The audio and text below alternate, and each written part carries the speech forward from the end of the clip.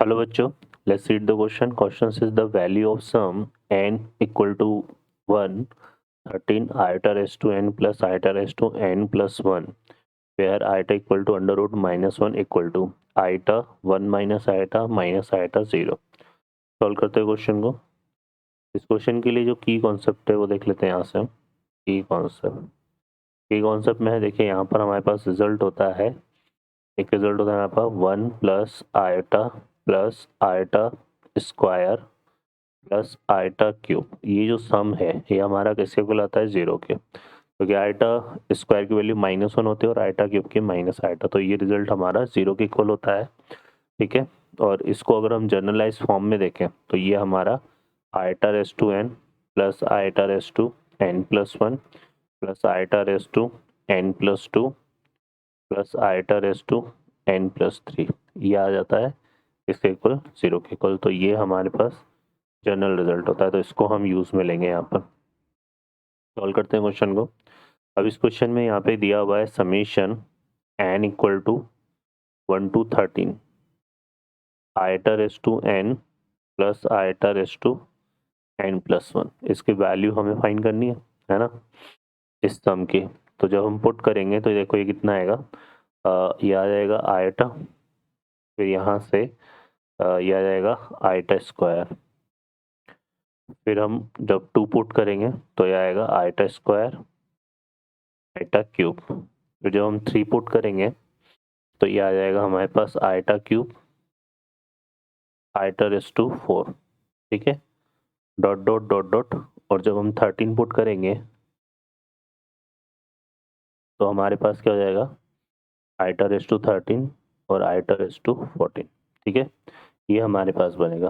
तो देखो यहाँ पर अब हम इसको किस तरह से ले सकते हैं, ये हमारा कुछ इस तरह से बनेगा. एक तो आ गया आयटा, अब ये आयटा स्क्वायर है तो यहाँ से हमने क्या ले लिया, आयटा स्क्वायर.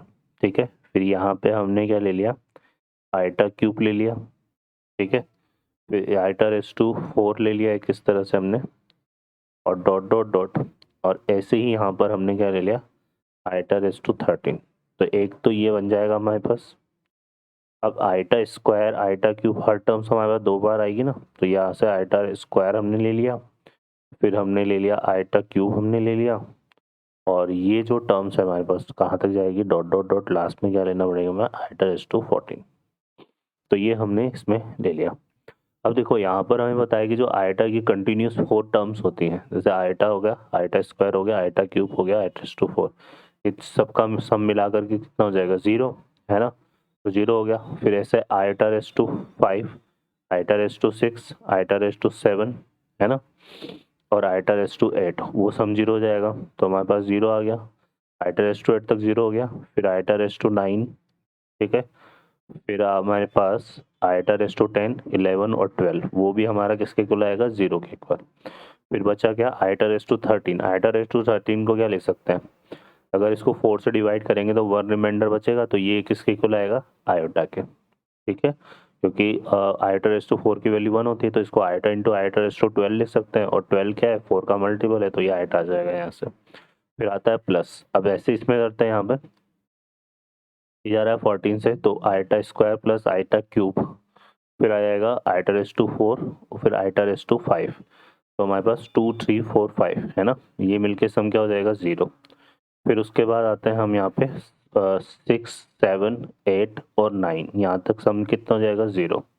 फिर आ जाएगा हमारे पास, देखो यहाँ पे कितना, 6 7 8 9, ये 0 हो गया. फिर उसके बाद 10 11 12 13, ये सब मिलके 0 हो जाएगा. तो बचेगा कितना, आयटा रेस टू 14 बचेगा इसमें. अब आयटा रेस टू जो 14 है उसको अगर हम डिवाइड करेंगे 4 से तो रिमाइंडर 2 बचता है, तो आयटा स्क्वायर आ जाएगा ये. ठीक है, तो ये हो गया हमारे पास. तो ये इक्वल टू क्या हो जाएगा बच्चों, हमारे पास आयटा प्लस आयटा स्क्वायर की वैल्यू क्या होती है, -1 होती है, तो आयटा -1, ये हमारा इसका आंसर हो जाएगा. तो ऑप्शन यहाँ से हमारा बी करेक्ट होगा. ओके बच्चों, I hope you understand well. Best of luck. Thank you.